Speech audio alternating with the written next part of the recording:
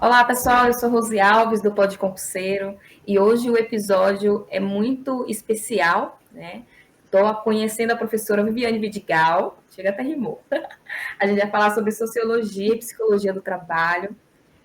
Foi um tema que muitos concurseiros que estão estudando para o bloco, né, que um dos cargos é o AFT, que são seguidores do Instagram, e que estavam com dificuldades de achar materiais com esse assunto.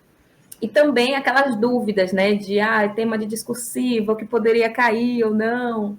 É claro que a gente não está aqui para colocar certezas absolutas, né, do concurso nacional unificado, e sim para ajudar vocês com tópicos em relação a esse assunto, conhecer a professora também, o trabalho que ela vem realizando. Inicialmente, eu quero te agradecer, Viviane, por ter topado o convite, além disso, de poder estar ajudando também os concurseiros do Bolsa Família do projeto. E isso é muito especial, porque o projeto Pode Concurseiro ele nasceu para isso. E eu sei que você também tem esse sentido, né, de ajudar as pessoas através do seu trabalho. Então, ter convidados assim é uma premissa muito grande para o Pode Concurseiro. Então, fique à vontade para se apresentar, falar um pouco de você, da sua carreira, né, até chegar aqui no CNU. Olá, boa noite a todas e todos, ou boa tarde, ou bom dia, já que o pessoal vai assistir. A tecnologia nos permite que seja, né, boa tarde, boa noite ou bom dia. Não sabemos que horas vocês estarão assistindo a esse episódio, mas eu agradeço a oportunidade de estar aqui, Rose, e é um prazer, até eu me sinto muito honrada em estar falando diretamente para vocês. Eu estava até precisando falar com alguém, porque eu gravo agora, né? Eu estou aqui há uns 3 meses, eu estou sem noção de tempo, porque é só trabalho, trabalho, trabalho, trabalho, trabalho. Eu não sei quanto tempo. Olha, para você ter uma ideia, eu não sei que dia lançou o edital. Você sabe que dia lançou o edital? Meu Porque Deus! você sabe, desde que lançou, eu não parei. Agora a gente está aqui, mas eu vou virar a madrugada para entregar a última apostila.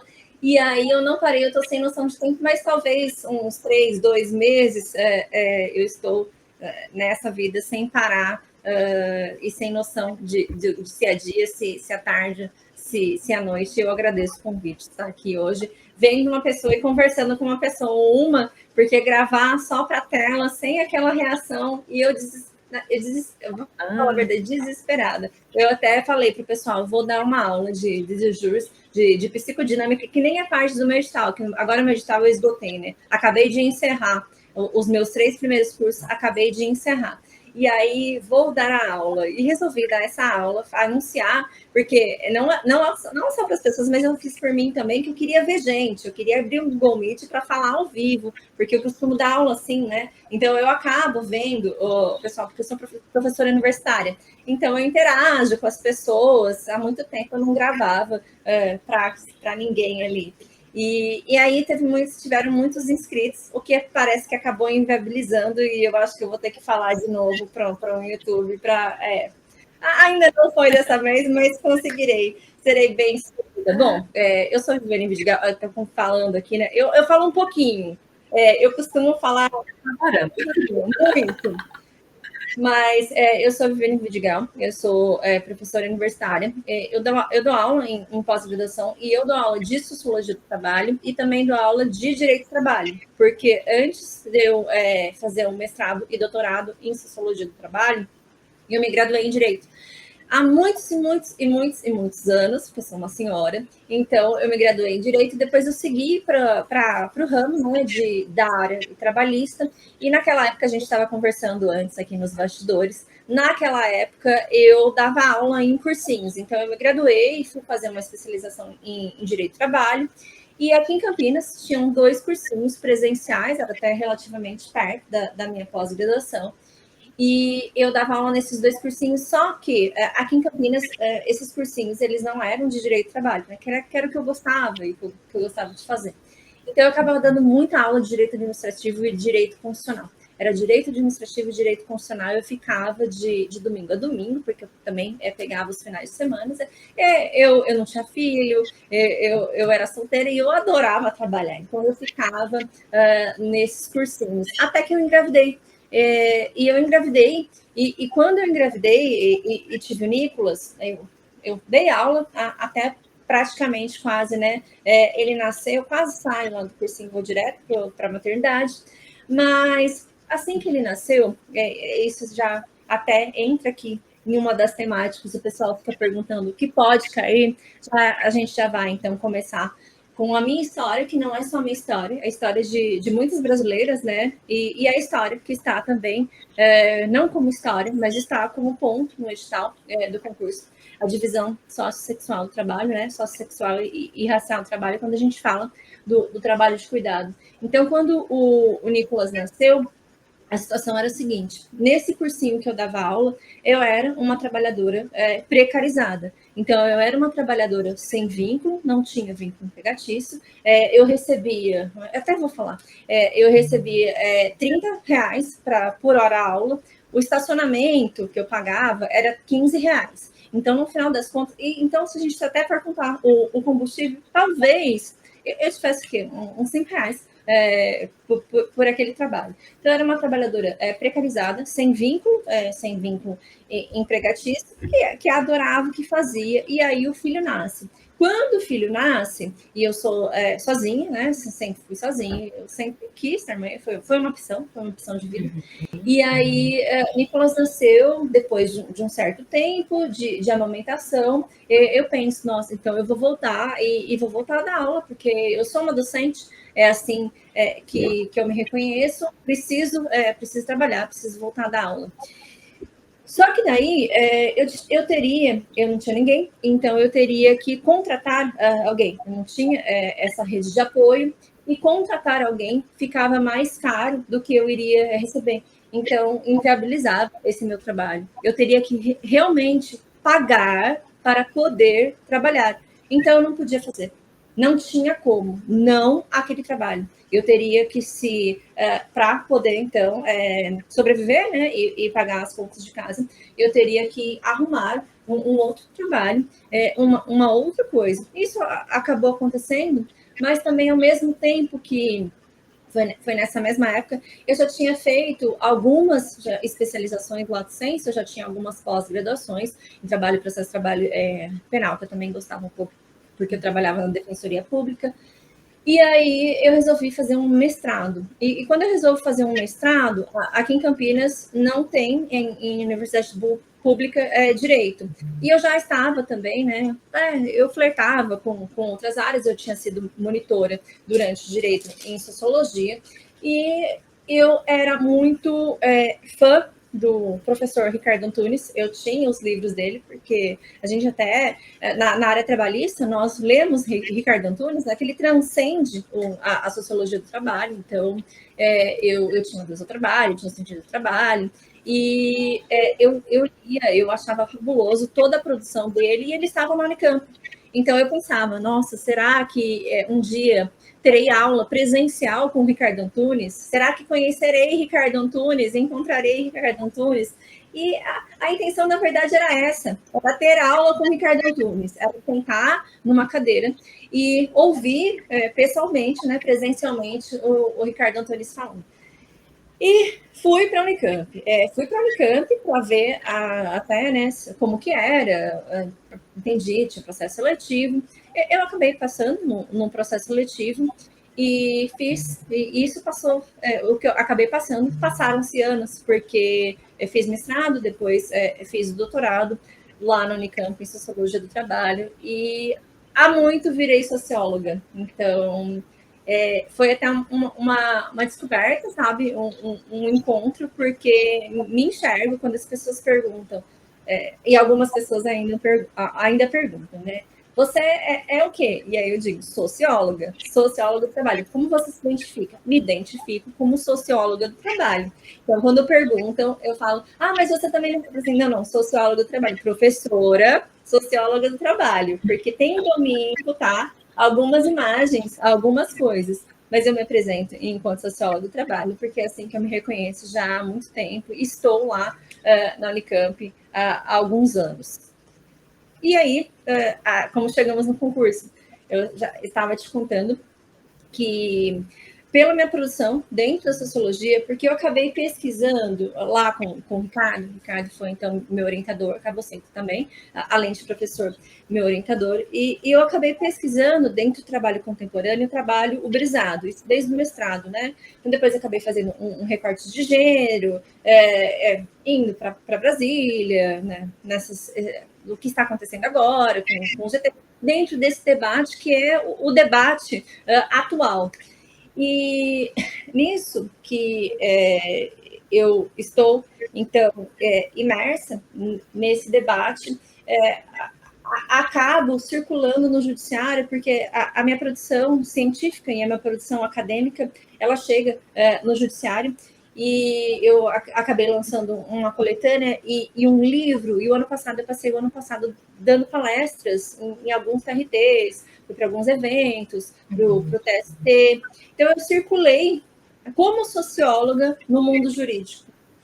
E o concurso, ele veio, foi uma surpresa, acho que para muita gente, eu não estava esperando, eu já estava distante desse mundo, desse universo de concurso desde lá atrás, então, meu filho já tem 8 anos, então, há mais de 8 anos, né, que eu não sentava ali, não entrava em um cursinho, não dava aula para um cursinho, e é uma didática absolutamente diferente, é completa a aula que a gente dá para uma universidade é muito diferente de uma aula que a gente dá para o cursinho, a gente tem que mudar e mudar muita coisa.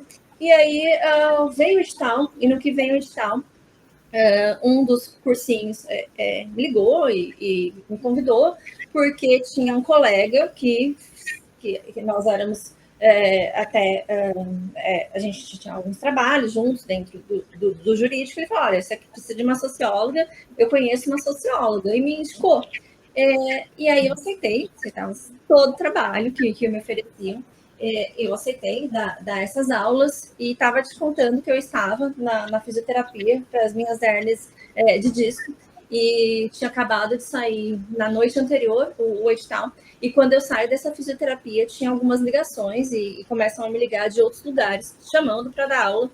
E neste momento eu resolvi que talvez seria interessante eu montar o meu próprio curso que eu tinha. Já isso era comum, eu acabava fazendo. O ano passado eu dei alguns cursos próprios com o meu melhor amigo, que é magistrado na 12ª região. Então eu tinha essa prática de dar esse curso, e eu também sou coordenadora. Eu sou coordenadora da Escola Superior de Advocacia, sou coordenadora de Sociologia da Escola Superior de Advocacia. Então, como coordenadora, eu proponho os cursos mensais. Então, eu sempre tive esse hábito de dar aulas em cursos mensais na ESA.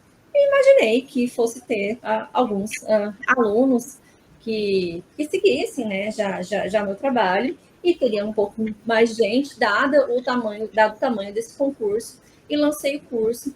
E um dia eu acordei, e outro dia eu dormi, e quando eu acordei de novo, o curso já tomou uma outra proporção e virou o que é hoje.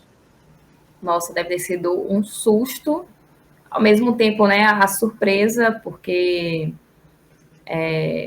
por mais que seja uma coisa muito boa, acho que gera também aquela cobrança, né? Não sei se você sentiu isso também, diante do maior concurso do país. E que bom que você já tinha uma bagagem, né, de concurso, de lecionar, por mais que seja diferente. Eu já dei aula em faculdade também e fui concurseira durante um pouco mais, acho que uns 11 anos, mais ou menos. Mas aí eu fui passando em alguns concursos até chegar no último, né? E é muito diferente, né, a forma de abordar. Só que, mesmo assim, o contato com alunos não deixa de existir, né? E eu imagino que seu Instagram, né, todo mundo fica lá mandando mensagem, diversas perguntas inusitadas às vezes. Bem-vindo a esse mundo. Sabe que vai parecer estranho, assim, mas uma das coisas que eu senti, e eu estava preparada, que me preparei. A partir do momento que foi tomando uma proporção cada vez maior e eu fui tendo aluno, e muitos alunos, eu estava preparada para a crítica, eu estava preparada, porque a gente está lidando, né, com seres humanos. Os seres humanos têm os seus momentos, até uma pessoa que está num dia ruim, vem falar alguma coisa para mim. Eu estava preparada para muita coisa. O que eu estranhei foi justamente que eu sempre tive o costume de conhecer os meus alunos. Eu sempre soube quem era um por um. Eu sempre soube da vida deles. Eles não sabiam tanto, mas eu sabia e eu acompanhava. Quando se transformou em multidão, que eu já não sabia, isso para mim foi angustiante. Eu tive que tirar assim, um tempo, sabe, para assimilar que eu não conseguia conhecer o tanto de gente que era, e às vezes o lidar, né, o agir da multidão, o tratamento que a multidão te dá é muito diferente do que quando a pessoa está assim individualmente com você, frente a frente e conversando com você. Então eu percebi a mudança de atitude que eu tinha, né, e do envolvimento que eu sempre tive com os meus alunos para quando se transformou em uma multidão sem rosto, que eu não sabia quem era. E eu só pensava, bom, como que eu mudo isso? E no final das contas, agora que a gente já está há alguns meses nisso, né? Eu acho que eu consegui, até estava pensando nisso, estava pensando nisso, o que me incomodava não existe mais. Porque agora eu tenho uma ligação, claro, né, com todo mundo, a gente acaba não conseguindo, mas eu tenho uma ligação com as pessoas, com os meus alunos, com quem quer, né, também, que nem todo mundo, obviamente, vai querer conversar, mas, por exemplo, tem um moço super gentil, educadíssimo, e ele sempre, né, elogiava, muito gentil, assim, imagina um trato muito fino. E ele falava as coisas, aí ele sumiu, né? Sumiu, achei estranho. Ele ficou assim uma semana sem aparecer no Instagram, sem falar nada. Aí ele apareceu de volta, eu senti falta dele. São muitos, mas eu senti falta dele. E aí ele veio assim, tinha uma mensagem. Oi, professora, bom dia. Não, eu só queria compartilhar com você que eu tô mal, eu tô passando por tempos ruins, tô muito apreensivo e não tô conseguindo estudar. Daí a gente começou a conversar sobre praia, sobre água e sobre outras coisas. Então, eu acho que eu aprendi, sabe, no meu processo até, a me respeitar como eu ia conduzir isso que realmente foi impactante para mim, mudou, né? Eu não esperava, não imaginava. Eu era uma professora de algumas pessoas, agora eu sou uma professora de milhares, porque são milhares mesmo, então é bem diferente. E outra coisa, na faculdade, a gente, então, dá aula, tem um propósito. Aqui, a gente também está lidando, então eu tenho que ter consciência, é o sonho das pessoas, né? As pessoas elas largam um trabalho para estudar, então elas ficam 24 horas, elas se concentram nisso. Eu sei que cria uma expectativa muito grande, uma ansiedade, tem muito investido nisso, então é muito sério, é uma coisa muito séria. Então eu tento levar com o maior respeito possível e até entender quando é cobrado de mim certas coisas, que não sou eu que devo responder, mas está naquele momento da pessoa que é difícil mesmo, e que é difícil lidar com isso. Então, eu tento conduzir da melhor forma possível, que é algo muito relevante, né, na vida de alguém. É precioso. E saber disso, né, para levando a sério o trabalho do ensino nesse sentido, é tudo muito rico, né? Eu, no Instagram também, eu passo por isso. Muitas mensagens, e tem aquelas pessoas que são mais recorrentes, e quando elas param de mandar, eu sinto isso também. E tem uns que já está no nível de mandar meme para mim. Já para alegrar um pouco o seu dia, e vai mandar um meme. Tem gente que percebe no episódio se eu estou bem ou não. É muito engraçado isso. É muito assim, e é muito especial, porque alguns e algumas já perguntam assim para você que ele vem, né? Que eu para entregar todos os cursos, eu estendo a jornada. Então, assim, eu estou sem dormir desde que lançou. Eu estou dormindo 2 horas por dia. Então, eu fico até 4 horas, eu estou lá. Então, eu entendo já, e já sei até os horários dos alunos, eu já sei quem está lá, porque de dia eu estou trabalhando. E eles estão estudando e vêm falar comigo. E eu já sei quem é o pessoal que assiste às aulas de madrugada e está esperando eu liberar. E assim que eu libero, eles já assistem. Então, e se eu atraso algum minuto, a pessoa está lá. Não, a pessoa está lá em expectativa, esperando, porque eu prometo, né? Falar assim, às 11h30 do sábado eu vou liberar. Deu 00:01 e aquilo não está lá. Então, já gera uma ansiedade. E eu já sei quem são essas pessoas e que elas estão esperando. E aí a gente acaba conversando, olha, só um minutinho, vai ficar pronto. Então eu já sei assim, quem acorda, eu sei quem é a que acorda 4 horas, eu sei quem gosta de chá, eu sei quem gosta de café, eu sei quem toma café com tônica, com limão, até fala para mim, olha, professora, se você estiver precisando, e aí às vezes eu posto que eu estou lá terminando a aula, né, às 3 da madrugada. Olha, professora, eu tomo isso daqui, tal. Então a gente acaba trocando e a gente acaba conversando. Então nós estamos vivendo juntos esse processo, e eu estou vivendo muitos processos, que as pessoas são diferentes, mas eu já acabo entendendo de um ou de outro, que eu acabo sendo mais próxima, e é uma experiência muito rica. Eu não sei, até um aluno perguntou hoje assim para mim, professora, o que vai ser da sua vida daqui a um mês, que nós não estaremos mais aqui. Ele falou bando de não sei o que, eu não lembro exatamente. Daí eu fiquei pensando, eu não sei se eu quero pensar sobre isso ainda, deixa acontecer.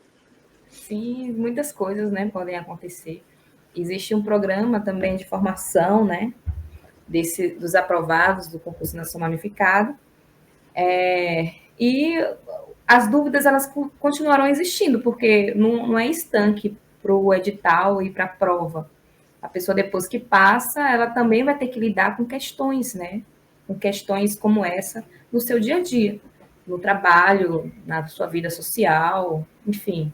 Eu acho que não se perde por aí, com certeza. A ideia do episódio é trazer esse acalento, né? Em relação à sociologia, psicologia do trabalho, conhecer um pouco mais você. Pensando na prova que já está se aproximando, né? Dia 5 de maio, a prova do CNU. Aí eu queria que você desse dicas para eles, assim, do que seria mais importante. É o eixo 3, né, que estão essas disciplinas. Do que seria mais importante, assim, para eles. Você não vai... A pessoa não teve tempo de ver tudo, por exemplo. Quais são os chave do edital nesse eixo, para que eles fiquem mais atentos a esses tópicos? Quais você falaria, assim, explicar um pouco sobre eles? Olha, eu acho que nós temos os pontos cruciais, são até aqueles pontos que estão em debate hoje em dia. Então, quando a gente tem o tema de trabalho contemporâneo, até que nós estamos debatendo, que acaba aparecendo, que antes era um debate acadêmico, mas está saindo da academia e está ocupando esses espaços. Foi justamente o que aconteceu no IPEA. Então, nós tínhamos o debate, né, dentro da academia, a gente até uma das teorias que apareceu ali, para a gente, era muito comum, né? O que é isso aqui? O que é teto de vidro? Então, a gente percebe já esse movimento de trazer, aqui eu estou falando de concurso, tá? De trazer para a prova. Por quê? Começou a circular até, então, com o protocolo de gênero dentro do judiciário.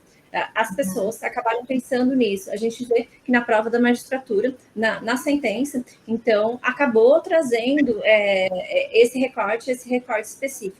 Então, eu acredito que esses sejam os pontos chaves, e temos alguns. Então, vamos abrir aqui pensando nesse edital, no que ele é. Então, o primeiro é a divisão sexual e racial do trabalho. É essencial. Eu acredito que todo mundo tem que saber, pode não ser uma questão objetiva, talvez seja até a discursiva, então estou tocando nesse ponto, porque o debate racial, ele é essencial. Nós temos que passar por esse debate racial, entender essas teorias e as teorias raciais que estão aqui. Nossa sociologia ela acaba trazendo isso, Então, a sociologia acaba trazendo isso. Então, por exemplo, o trabalho escravizado não está em sociologia, está lá no outro item do edital que está lá no eixo 5. Só que, para a gente, então, às vezes, tratar de uma discursiva que é sobre o trabalho escravizado, a gente passa aqui da sociologia dessas teorias e fala sobre essas teorias raciais. Entende? Então, nosso histórico sociocultural, a gente vai lá para trás, a gente vai para a escravidão, a gente passa por Florestan Fernandes, o mito da democracia racial, trabalha com os teóricos e com as teóricas, desnuda esse mito, para entender até a lógica dos institutos. Então, para a gente entender, quando a gente vai pensar até no eixo 2, nas ações afirmativas, então, para entender a ação afirmativa, a gente entende essa base, e essa base está dentro do eixo 3, sociologia. Então, o eixo 3, especialmente em sociologia, dá o conteúdo para que a gente trabalhe com os outros eixos. Então, às vezes, os outros eixos têm ali uma matéria, mas a gente tem uma base de conteúdo dentro de sociologia para trabalhar e para fazer essa transversalidade dentro do edital. Então, trazer essa divisão racial do trabalho, entender como que é a divisão racial dentro do mundo do trabalho, né, como acontece e por que acontecem as discriminações, e entender as questões de gênero. As questões de gênero, especialmente, porque nós temos agora até, inclusive, a lei, né, a lei de igualdade salarial. Então, entender não só saber por que existe a lei, que existe a lei, a gente entender a lógica dessa desigualdade, a lógica da discriminação. Então, entender ele, olha, tudo bem. Então, nós temos a divisão sexual do trabalho, vamos voltar para perdoar o princípio da separação, da hierarquia, porque o trabalho de homem tende a ser mais valorado do que o trabalho da mulher. Como que as mulheres, então, acumulam a sua jornada, como que funciona a dupla jornada, e qual que é o impacto disso? E por que elas têm a dupla jornada? Porque é imputadas a elas a responsabilidade, porque elas são responsáveis e responsabilizadas pelo cuidado. E o que acontece quando as mulheres elas são responsabilizadas pelo cuidado? No mundo contemporâneo, quando, por exemplo, a gente está em teletrabalho, e a gente está em teletrabalho dentro do capitalismo, e o capitalismo acaba impondo metas, e metas não são gênero neutro. Então, se eu recebo uma meta e eu estou aqui, então vamos pensar num casal heteronormativo, tá? Até para a gente usar termos do digital e ter conhecimento de que a gente tem que ter esse glossário, a gente tem que saber, então, o que é heteronormatividade, o que é gênero, o que é cisgênero, saber que gênero é uma construção social, nós temos que ter este conhecimento. Então, vamos pensar nesse casal, que seja um casal heteronormativo, e na seguinte situação, temos ali e com crianças em casa, tá? Os dois são, vamos lá, advogados. Aí a meta diária, os dois são advogados empregados de um escritório. A meta diária é 10 processos por dia, 10 processos iguais, recebem 10 processos idênticos. E nesse receber 10 processos idênticos, ele chega, se tranca no quarto e fica 1, 2, 3, 4, 5, 6, 7, 8, 9, 10. A mulher, porque nós temos essa construção dentro de um sistema patriarcal, que ela é responsável, responsabilizada, mãe, e tem as interrupções. Essas interrupções levam que ela não atinja a meta que ele atingiu tão rápido e que ela estenda a jornada. Ela estenda essa jornada, prolongue para final de semana, prolongue para a noite. E qual que é o impacto que isso tem quando a gente fala em uma saúde mental? E com isso a gente acaba fazendo e tecendo uma ligação com o eixo 4 do edital. Ou seja, a partir de sociologia e dessas construções que nós temos, a base para a justificativa aqui de muitas desigualdades, a gente consegue tecer essas conexões com o edital, com o que ele é. Então, ali, nas políticas públicas vem a ferramenta, vem o instituto necessário, vem a ação afirmativa. Mas tudo bem, o que aconteceu antes? Vem na sociologia. Qual que é o problema? O problema está lá no eixo 5, então eu trago aqui o direito. Então, eu acredito, até muita gente faz essa pergunta e faz essa questão, que a prova, ela não venha, pelo que se desenha nesse concurso nacional, que a prova, ela não venha com uma pergunta assim, a gestante essa insalubridade pode ou não pode? Que seja uma pergunta fechada, de só um bloco. Por quê? Tem muitas possibilidades para que a pergunta da discursiva traga e consiga fazer uma amarração de pelo menos 4 eixos. O eixo 1 é um pouco mais difícil, mais possível, mas é perfeitamente possível que a prova faça e traga uma questão que você tenha que trabalhar dentro dos 5 eixos. Eu acho que você perguntou, eu falei só da divisão, né? Divisão seccional do trabalho, então saber dessas questões de gênero, da discriminação da mulher dentro do mercado de trabalho, discriminação da população negra, então pretos e pardos dentro do mercado de trabalho, entender por quê, entender todo o nosso histórico. E aí, a questão, a pauta, né, do momento do mundo do trabalho, dentro da precarização, então saber... e precarização é um tema que ele é guarda-chuva, porque a gente está neste movimento de precarização e a gente caminha nesse movimento de precarização dos anos 70, especialmente no Brasil, nos anos 90, com o neoliberalismo. Então, precarização do trabalho vem e cada vez mais avançando. Para a sociologia, flexibilização acaba sendo um eufemismo. Na verdade, a precarização da vida, precarização das relações dentro do ambiente de trabalho, precarização das condições de trabalho, a precarização acaba sendo mais ampla. E neste movimento de precarização aparece o debate atual, que é a uberização do trabalho.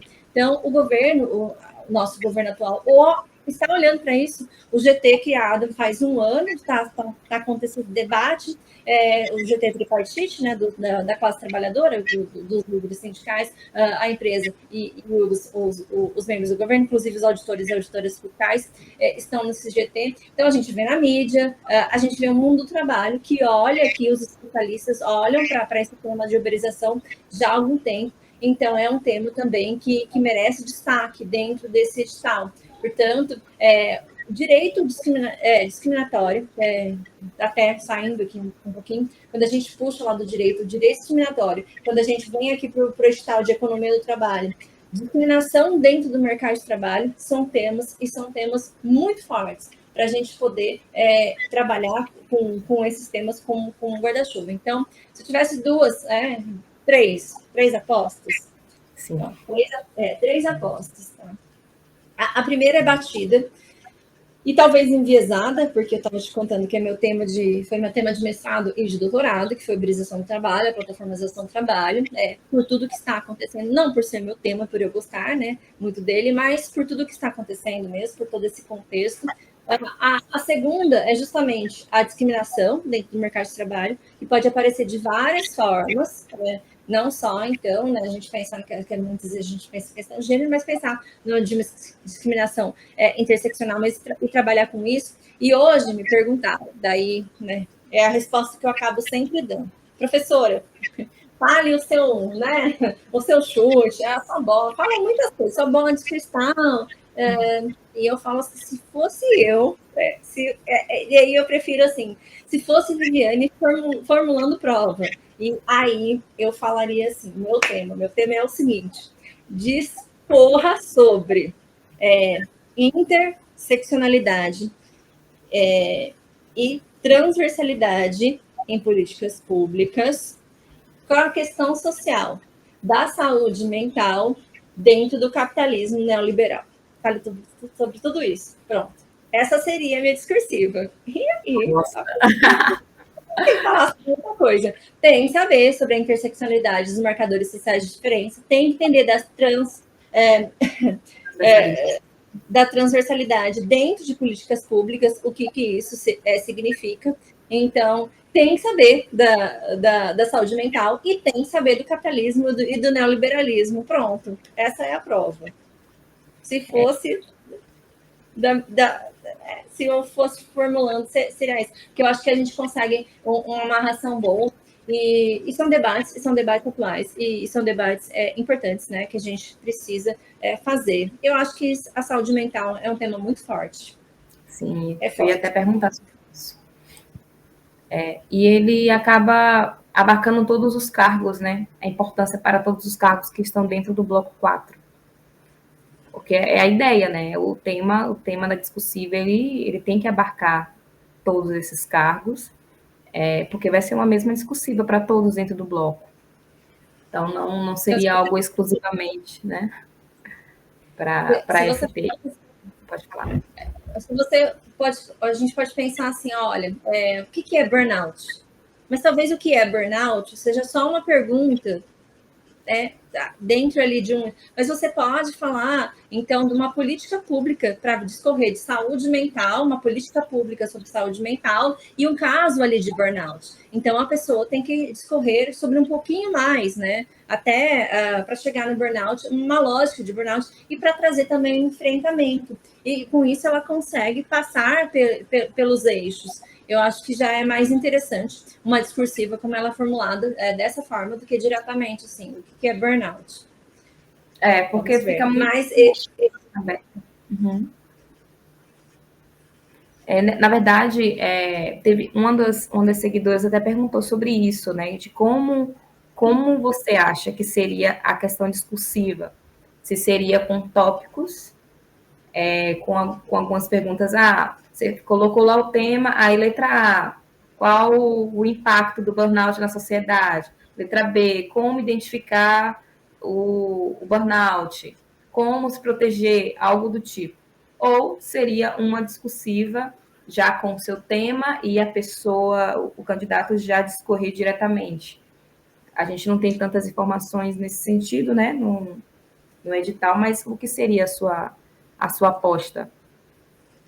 Olha, eu acho que até pode ter indicação dentro da situação problema, traz a situação problema, pode ser uma pergunta-chave, porque se você pergunta, por exemplo, fala assim, discorra sobre o racismo, é claro que tem muitos tópicos para você não vai colocar só o que é racismo, né? Tem muitas coisas para você falar ali dentro.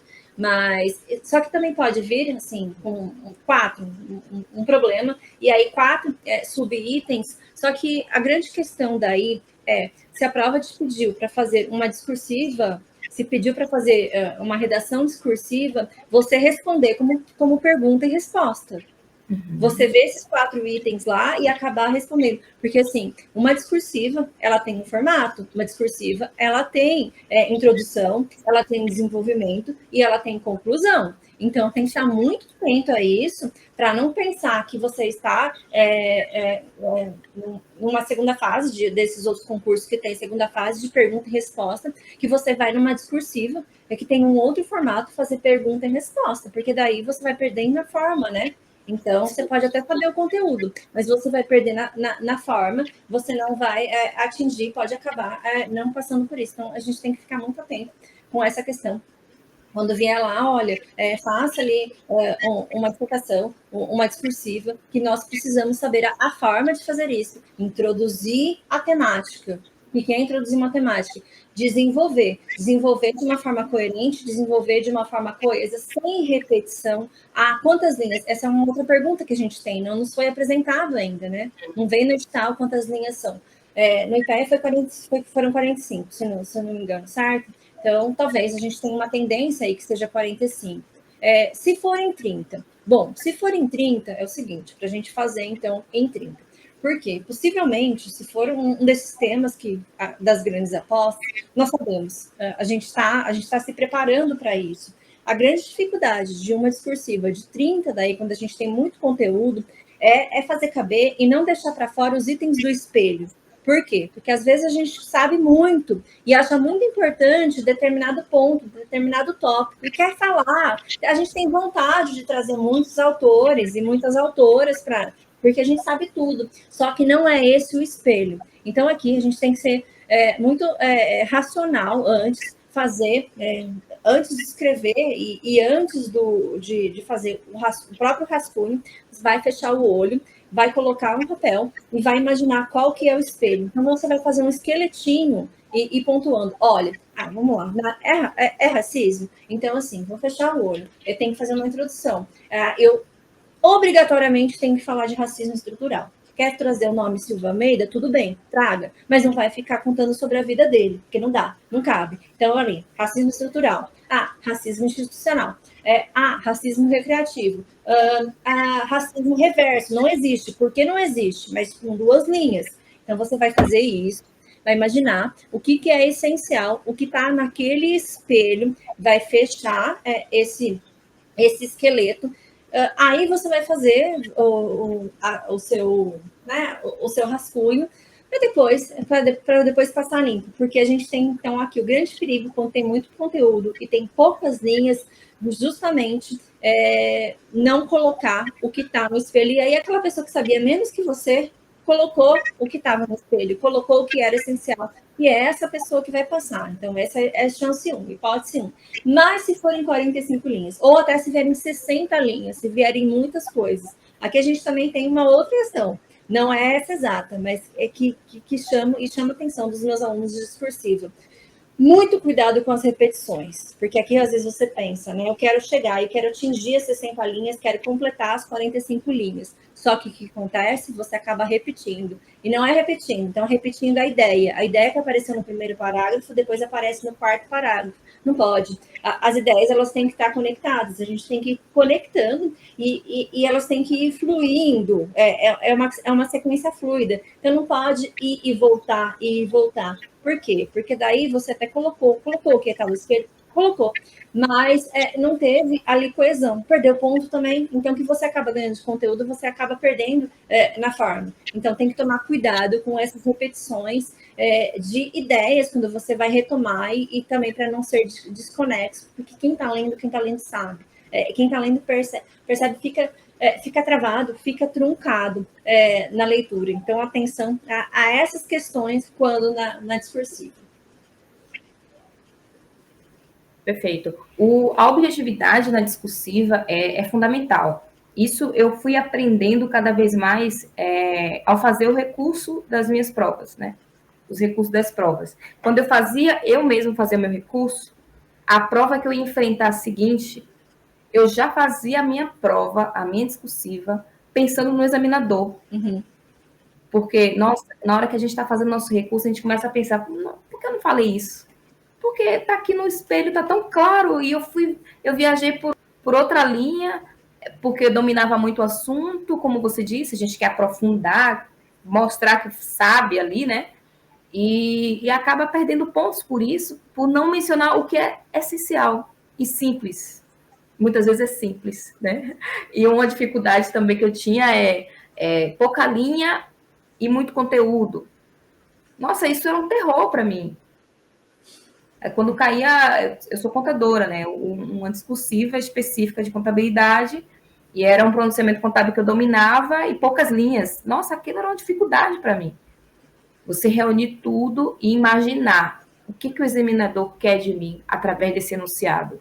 Não é o que eu quero falar, é o que o examinador precisa de mim nesse momento. E como você falou, a estrutura da discursiva, eu acredito que possa vir um caso concreto, assim, de resolução de problemas, entre aspas, mas tipo, que venha colocar em prática tudo aquilo que você viu na teoria no edital, né? Através na entrevista com o José Celso, quando fiz a entrevista, foi lá em outubro, acho. Aí ele mencionou sobre essa habilidade que procura do candidato, né, de resolução de problemas, não ficar aquela coisa decoreba do conteúdo, que a gente sabe que é a missão do CNU, não trazer a decoreba de forma tão repetitiva, né, em relação à tradição dos concursos. Então, eu imagino algo que venha com aplicabilidade, assim, do conteúdo. E, claro, né, que tem que ter a ver com o bloco como um todo, o bloco 4, no caso aqui da gente. Sobre a uberização, você pode trazer um resumo, assim, para quem ainda não viu sobre esse tema, que colocaram aqui na caixinha. Deixa eu só ler a caixinha aqui, que colocaram a uberização. A uberização do trabalho. O que fazer para melhorar o lado do trabalhador? Bom, o seguinte, em resumo, tá?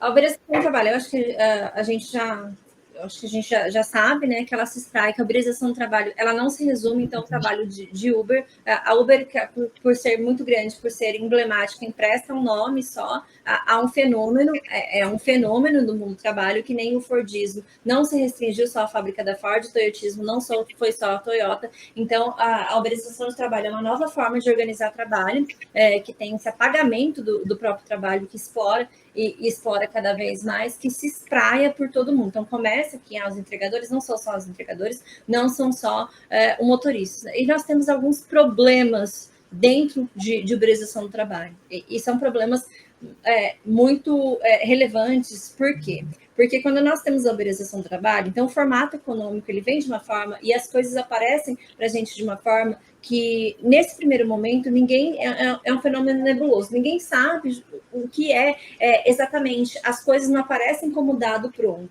E aí, até o trabalhador e a trabalhadora não sabe quem ele é, não se reconhece. Eu sou o quê? Primeiro, eu sou trabalhadora, eu sou empreendedor, empreendedora.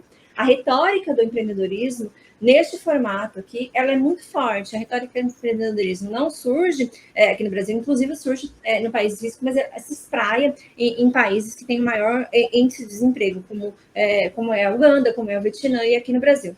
Como retórica, e aqui eu não estou falando do verdadeiro empreendedor, tá? Porque a gente tem empreendedores e empreendedores. A gente tem uma retórica, e essa retórica do empreendedorismo, ela tem muito apelo dos trabalhadores, das trabalhadoras uberizadas. Por quê? Porque nós, há muito, temos já esse ideal de liberdade. Se livrar do déspota, isso já aparece desde Marx. Ninguém quer ter um chefe. Então, nós gostamos da ideia de liberdade e da ideia de autonomia.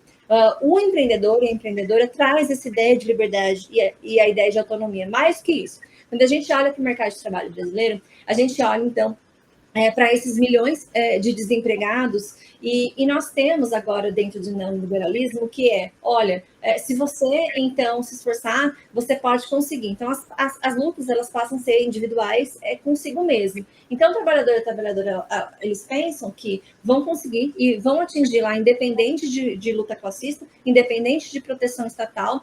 E aí, se eu estou desempregado, eu vou empreender.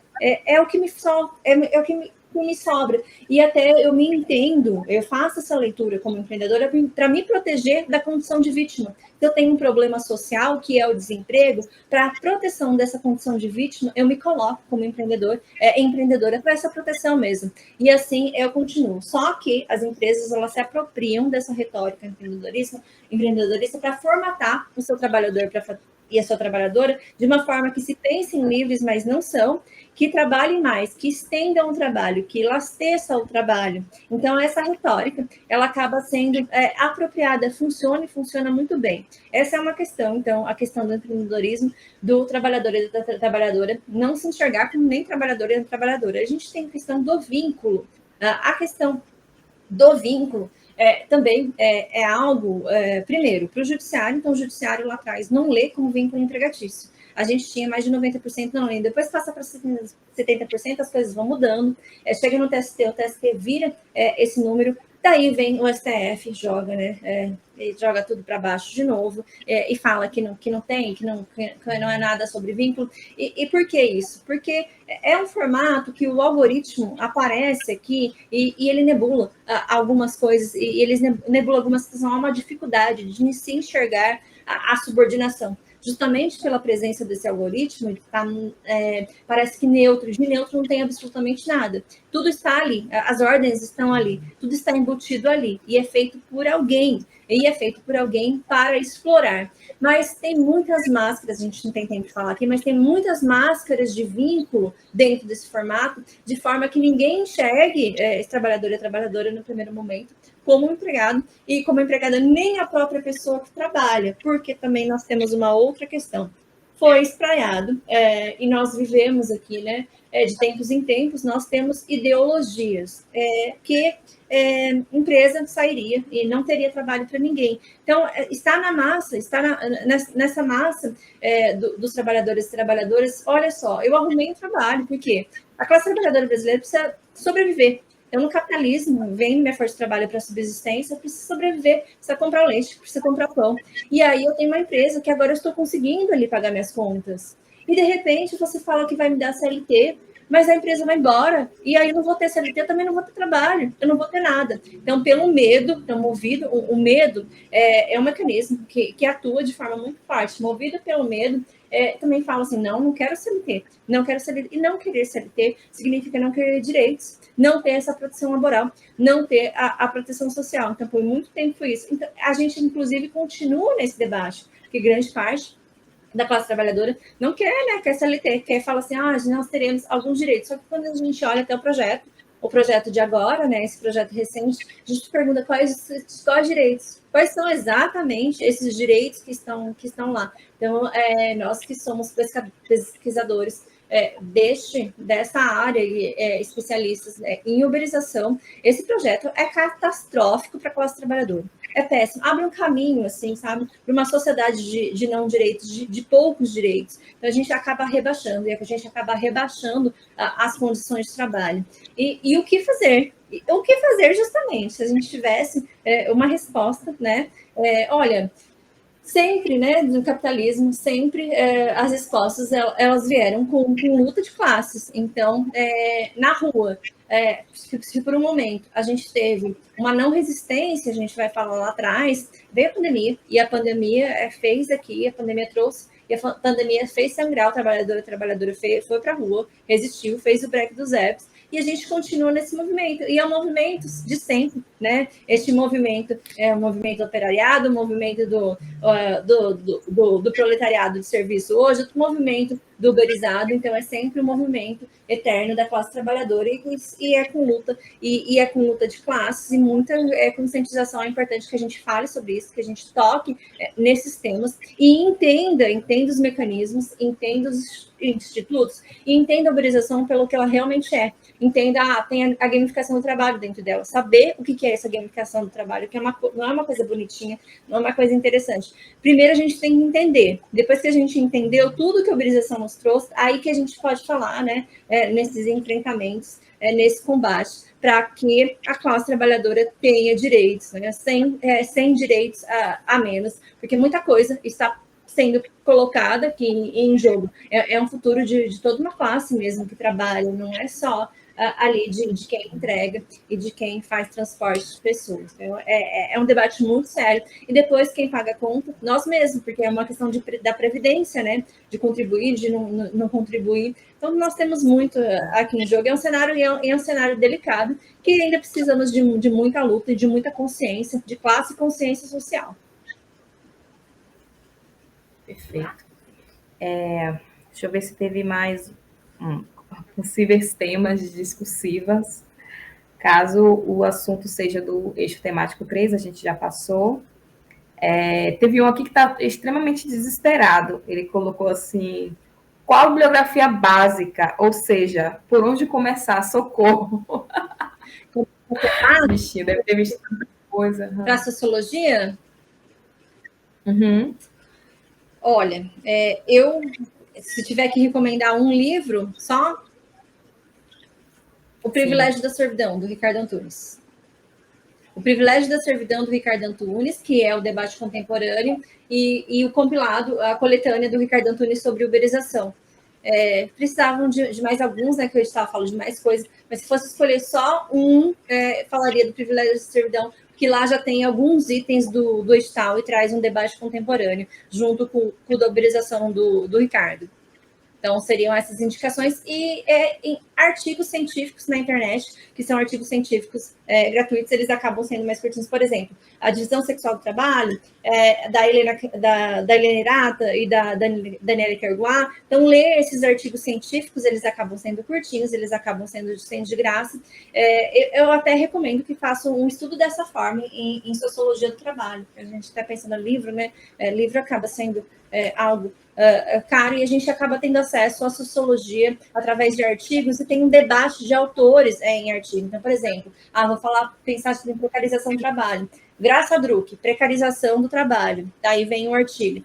Vou pensar em sindicalismo. André Galvão, dá um Google. Vem o artigo da André Galvão. E em 15 páginas você está sabendo muito sobre esses temas de sociologia. Perfeito. A prova está bem pertinho, né? A ideia de pegar um livro agora, eu acho pode confundir também, né? A pessoa querer dar conta daquilo tudo e aquela quantidade de páginas só vai resolver esse ponto, né? Sendo que o edital tem muito mais. Mas gostei da dica do artigo.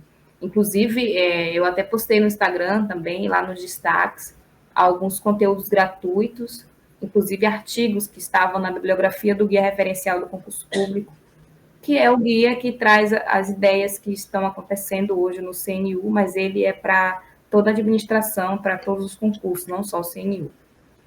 Deixa eu ver. Ah, tá. Colocaram aqui também sobre o que não ficar de fora, tipo, obrigatório saber. Acho que esses pontos iniciais que você colocou também, né? Das suas apostas, mas pensando na discursiva e nas objetivas, assim. Claro que a Sesgran Rio, ela tem uma tradição de cobrir bem o edital, né? Pelo menos na minha época, quando eu estudava para Sesgran Rio. Fordismo. Hoje...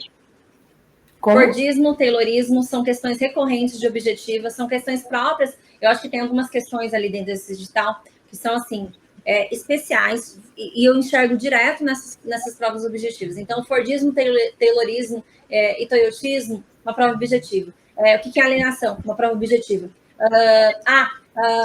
Monopólio, oligopólio, conceito na prova objetiva. Então, população ocupada, conceito de prova objetiva. Então, tem alguns pontos chaves dentro do nosso edital, do eixo 3, que são prontíssimos, sabe? Para colocar em uma prova objetiva. Tem uns maravilhosos para discursiva, mas já tem uns lá que parece que estão ali justamente que eles vêm para a prova objetiva. Ai, que massa! Não, e essas perguntas deles revelam uma aflição também, porque é muita coisa nova, né?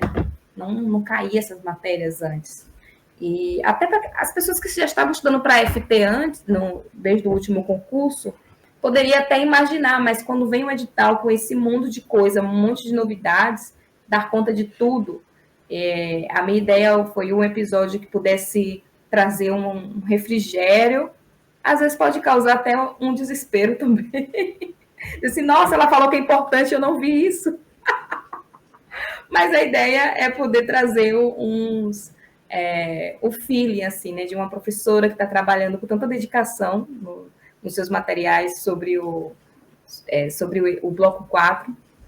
E aproveitando, eu queria que você falasse um pouco dos seus materiais que você que você preparou nesse período do CNU, as suas noites sem dormir, as suas madrugadas, dormindo 2 horas por dia. A gente está falando aqui, eu estou pensando que eu tenho que fechar a minha terceira apostila hoje, estou fechando o meu terceiro curso de 6 cursos, né?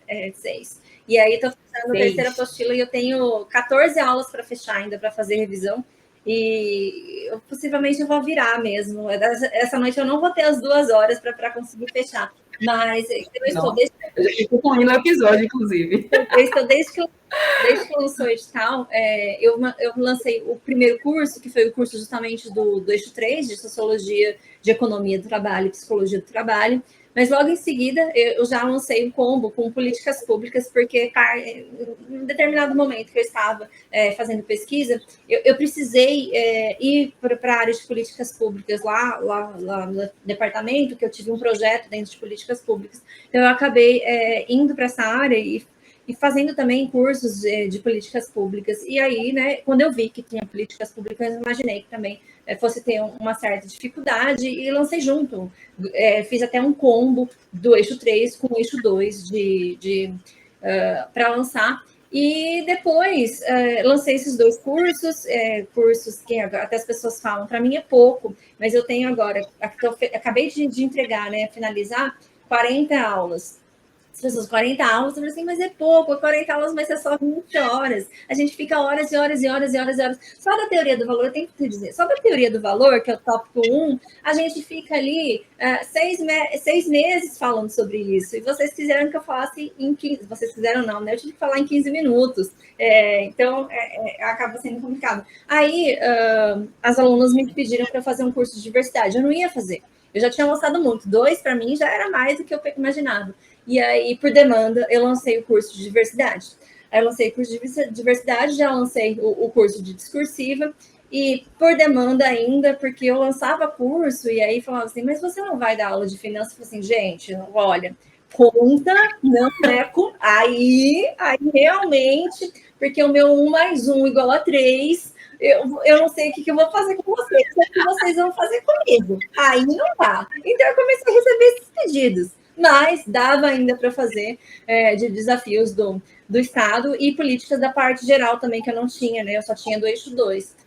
Aí eu resolvi fazer, para fechar mais esses cursos. Então, eu fechei com esses 2 cursos, mas eu comecei lá atrás, mesmo com o eixo 3 do meu mestrado, do meu doutorado, que é especialmente um curso de sociologia.